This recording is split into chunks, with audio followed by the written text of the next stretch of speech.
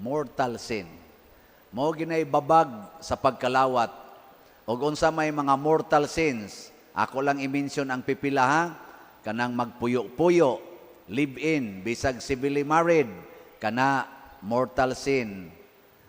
Kanang nagsigig kabit-kabit, nagkinabitay.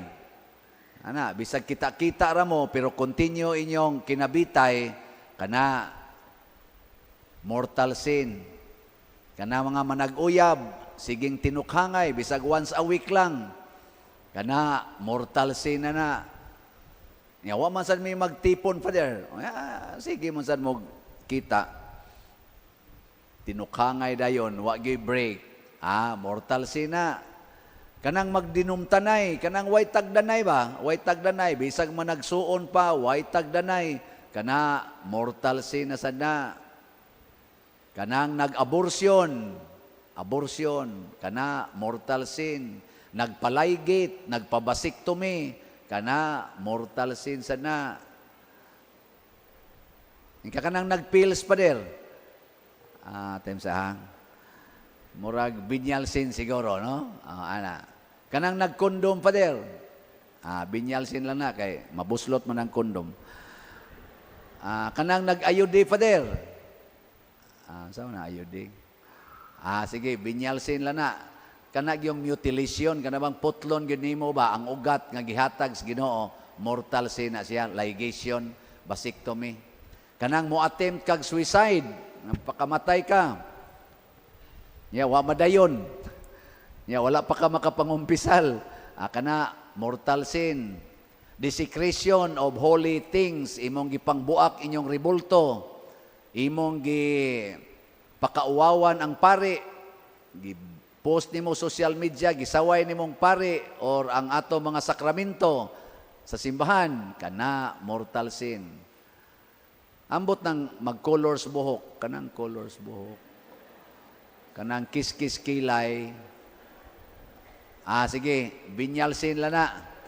Kanang sumpay-sumpay spilok, kanang kuko, sumpayan. Pero kanang i-transfer nimo ang imong gender. Imbis laki ka, magpakababay na ka.